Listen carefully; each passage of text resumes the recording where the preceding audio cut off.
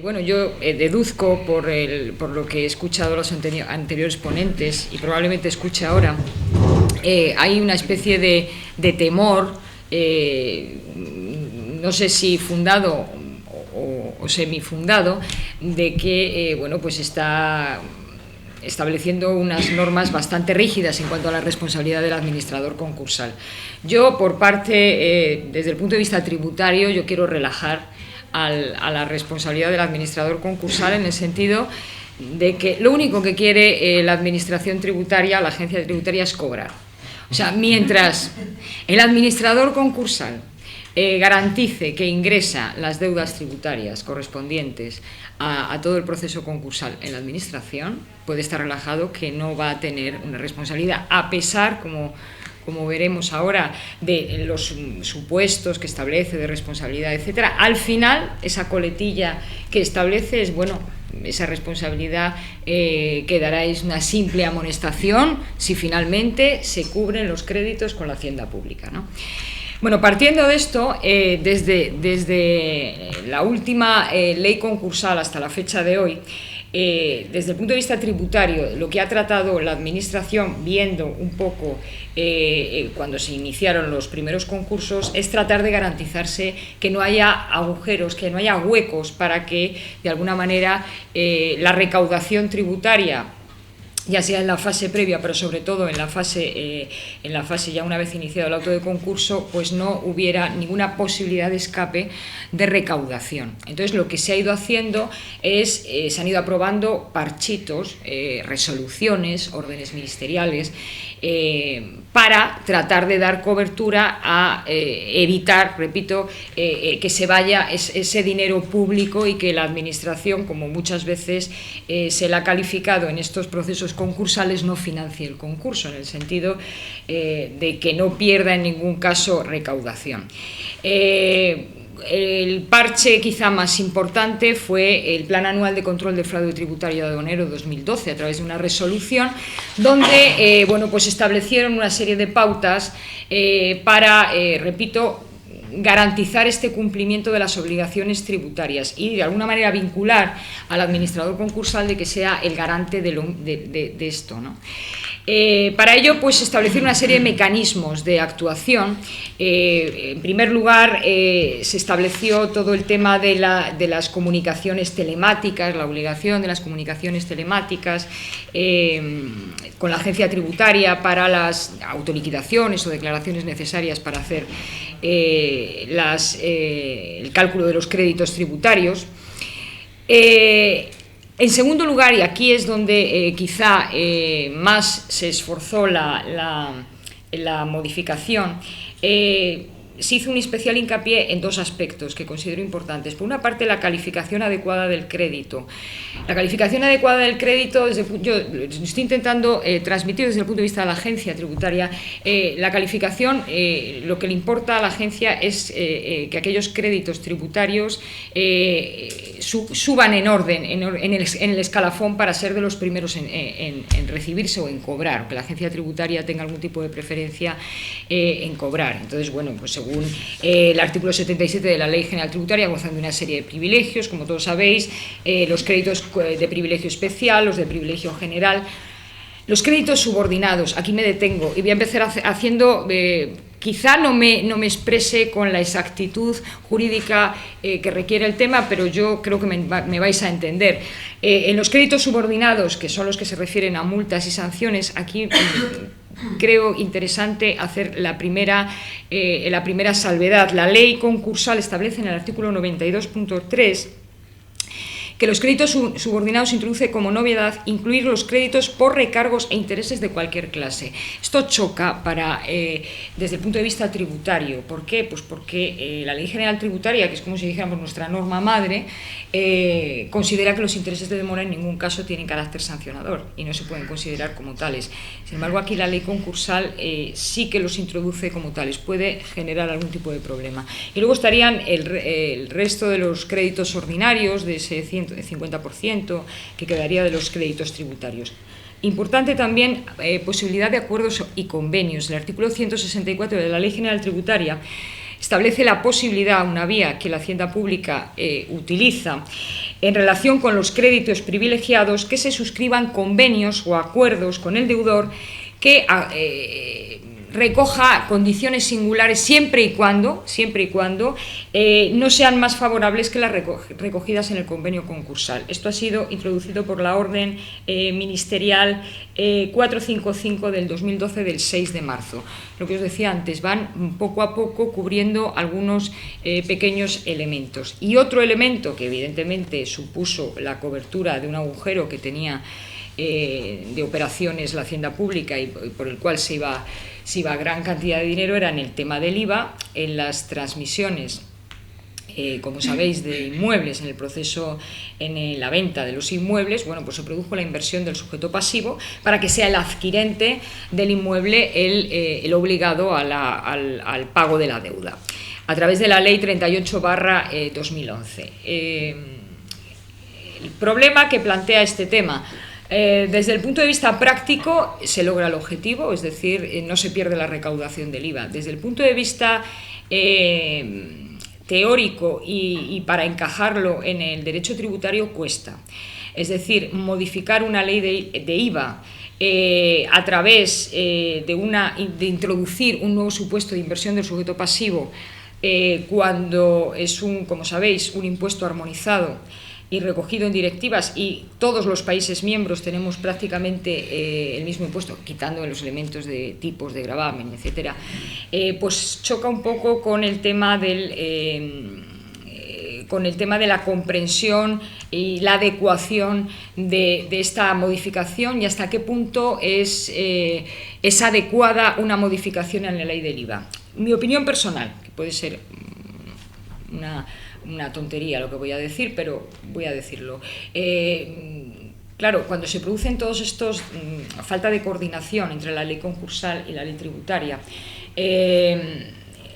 la Dirección General de Tributos y la Agencia Tributaria da una serie de, en las consultas hace una serie de resoluciones normalmente a favor de la ley tributaria vigente, mientras que el Tribunal Supremo normalmente se manifiesta en sentido contrario. Hasta el momento, por lo que las modificaciones que se van introduciendo desde el punto de vista tributario, hasta el momento se ha seguido la pauta del Tribunal Supremo, por considerar que el mercantil es prioritario frente al tributario, que probablemente lo sea.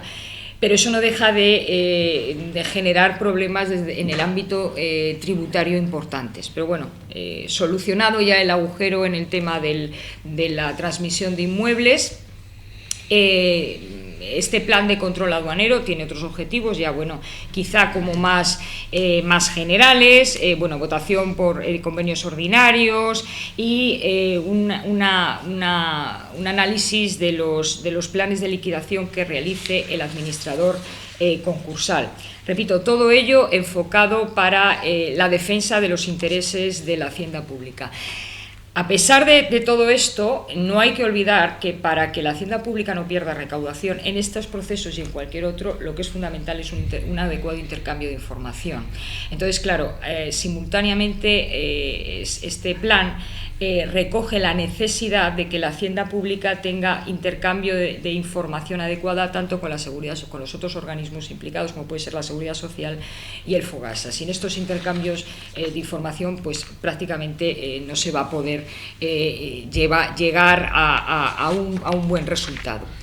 En cuanto a la responsabilidad puramente tributaria que os decía antes, lo que establece la Ley General Tributaria en su artículo 43 es la responsabilidad subsidiaria de la deuda tributaria por los administradores, ya sea en el proceso previo al auto de concurso, en el proceso posterior, por cualquier tipo de actuación que en definitiva conlleve la pérdida de recaudación. Pero voy a intentar ir más rápido. Es una responsabilidad subsidiaria, es decir, que se irá contra él siempre y cuando haya un fallido del deudor principal y de los responsables subsidiarios si los hubiera. Importante señalar que realmente los créditos tributarios que se producen tanto desde en los procesos de los créditos concursales como en los créditos de la masa, quizá el impuesto que más problemas o que más juego dé a hacer posibles fraudes de ley es el IVA. El IVA, decía, se ha cubierto un problema que existía a través de esta inversión del sujeto pasivo en las transmisiones de bienes inmuebles en los procesos concursales. Sin embargo, no se han cubierto otros temas importantes y que siguen generando una pérdida de recaudación importante para la hacienda pública y que se espera que en breve de alguna manera se introduzcan estas modificaciones. ¿Y a qué me refiero? Pues me refiero fundamentalmente a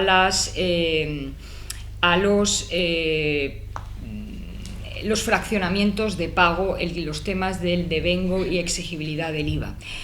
Brevemente, luego si queréis en el debate pues lo explico un poquito más despacio. El IVA es un impuesto que está regulado de tal manera que el periodo de devengo y exigibilidad del impuesto no coinciden. Se devenga en operaciones interiores en cada entrega, en cada prestación de servicio se produce el devengo del impuesto. Sin embargo, su exigibilidad no se produce sino trimestral o mensualmente, dependiendo del volumen de facturación de las empresas, ¿no? A partir de 6 millones mensual, pero bueno, con carácter general trimestralmente. ¿Eso qué pasa? Pues eso influye en la calificación del crédito. ¿Por qué? Porque si se declara un concurso en la fecha X, todas las operaciones, a efectos IVA, todas las operaciones realizadas hasta esa fecha han devengado un IVA. Sin embargo, no se ha producido la exigibilidad del IVA, porque la exigibilidad del IVA se producirá en el trimestre correspondiente o en el mes correspondiente, que obviamente, hombre, puede ocurrir, pero ya sería mucha casualidad que coincidiera con la fecha del concurso. ¿Esto qué está produciendo? Pues está produciendo pues, lo que lleva el carácter español, pues la picaresca.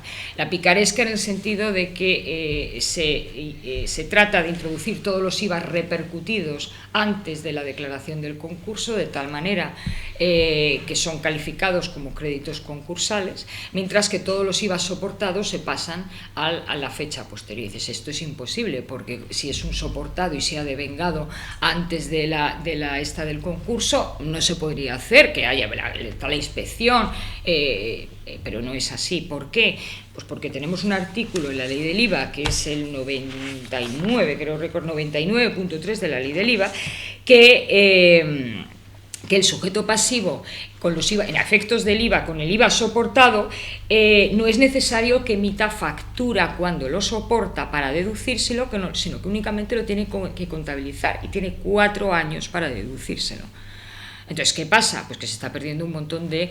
claro, esta permisibilidad de los 4 años permite que los soportados deducibles se los pueda meter con crédito contra la masa y entonces exigir la pérdida de recaudación, exigir la devolución y la pérdida de recaudación por parte de la administración.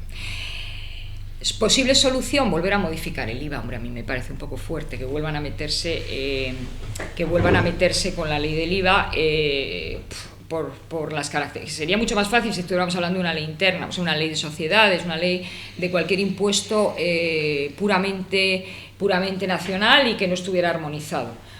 ¿Qué se va a hacer? Bueno, parece ser que el Tribunal Supremo, la tendencia es precisamente lo que os acabo de decir, es volver a modificar este artículo 99.3 del IVA y eliminar esos 4 años para efectivamente volver a introducir un elemento que evidentemente va en contra totalmente de la ley del IVA, que sería exigir en los IVA soportados deducibles el mismo criterio que en los repercutidos. ¿Se hará? Pues no lo sé, pero parece que esa es la tendencia. Nada más terminar diciendo que al final, a pesar de todos los casos que se establece de posibilidad de responsabilidad tributaria, Al final, realmente, la Administración Tributaria va a exigir responsabilidad al administrador concursal cuando haya un nexo de causalidad entre la culposa conducta irregular del administrador concursal y la falta de cobro de la deuda tributaria. Fundamental la causa que no haya cobro. Si al final se cobra, esa responsabilidad va a quedar diluida.